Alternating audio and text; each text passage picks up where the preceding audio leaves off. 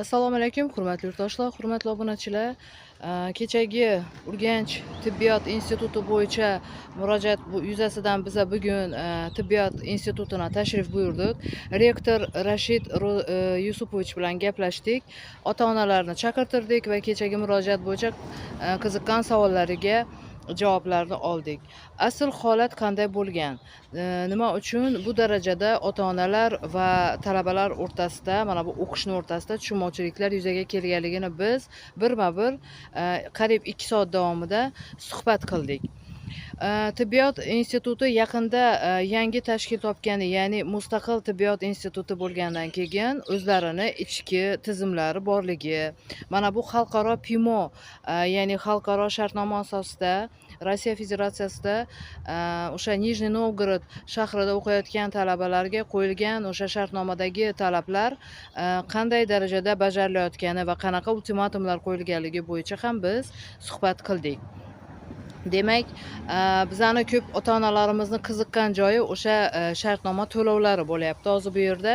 Ya'ni Nijniy Novgorodda o'qiyotgan ayrim bir Qashqadaryo, Surxondaryo va boshqa viloyatlardan kelib o'sha yerda bir potokda o'qiyotgan talabalar bizani Xorazm viloyati talabalariga nima uchun sizlar ko'p to'lab turibsizlar? Biz mana shuncha ozgina to'laymiz davlatga. Nima uchun sizlar bunchalik ko'p to'layapsizlar? Raznisangiz nima uchun buncha katta degan savollarni qo'yishgan va tabiiy hol talabalar ota-onasiga bu ma'lumotni yetkazishgan. Va ota-onalarda shubhasiz shubha uyg'ongan. Nima uchun biza har yili qariyb 15 million raznica bilan pul to'layapmiz degan bir savollarni qo'yishgan. Biz bu bo'yicha rektorga savol berganmiz.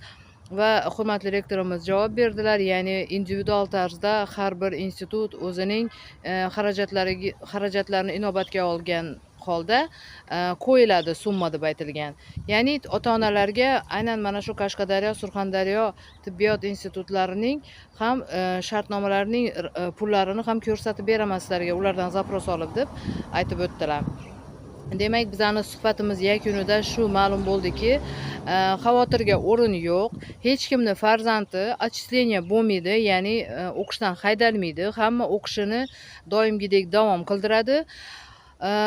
Farzandini Rossiyada o'qishini xohlamaydigan ota-onalarga bugun tushuntirildi, ya'ni Oliy ta'lim vazirligiga xat bilan chiqilib, talabalar bu yerga ko'chirilish imkoni berilishini ham aytib o'tishdi.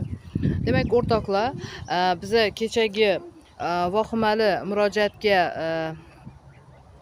nima qilamiz? Yakun yasaymiz. Ya'ni hech qanaqa bir qo'rqinchli dronlar uchayotganligi yoki boshqa Nijniy Novgorodda notinch holat bo'lmayotganini aytib o'tamiz. Shuning uchun hurmatli ota-onalar, bundan keyin hech qanaqa vahimaga nima qilmanglar, berilmanglar. Kelib, mendan agar so'rasanglar, mana rektor menga vizitkasini berdilar. Vizitkasida mana raqamlari bor. Raqamlarni sizga berishim mumkin. Bemalol bog'lanib, har qanaqa savollaringizga javob olishingiz mumkin. Demak, tinch mamlakatimizda shunday bir keng sharoitlar yaratilayotganiga biza shukrlik qilishimiz kerak. Shukr qilishimiz kerak, o'rtoqlar. Shuning uchun farzandlaringizga ham ozgina bir o'rgatinglar, sabr, o'sha o'qishlar baribir oson bo'lmasligi, ayniqsa tibbiyot yo'nalishini tanlaganda juda ham bir ehtiyotkorlik bilan tanlash kerak. Ya'ni tibbiyot mavzusi bu inson taqdiri bilan bog'liq mavzu bo'lganligi sabab aynan mana shu Rossiya Federatsiyasida juda qattiq qo'l bilan o'qitishlarini ham aytib o'tishlaringiz kerak. Demak, baribir o'zingni yurtingdek bo'lmaydi. Baribir o'zga yurtni o'zini qonun qoidasi bor. Albatta shu qonun qoidaga amal qilgan holda o'qishlarni davom qildirish kerak. Talabalari omad tilaymiz. Ilohim yaxshi bir yetuk shifokorlar bo'lib chiqishsin. Bizani mana shu Xorazm viloyatida o'zlarini bir tibbiyot sohasida hissalarini qo'shib, xalqni davolab, duolarni olib yurish nasib etsin. Sog' bo'linglar, salomat bo'linglar. Bu mavzuni yopamiz.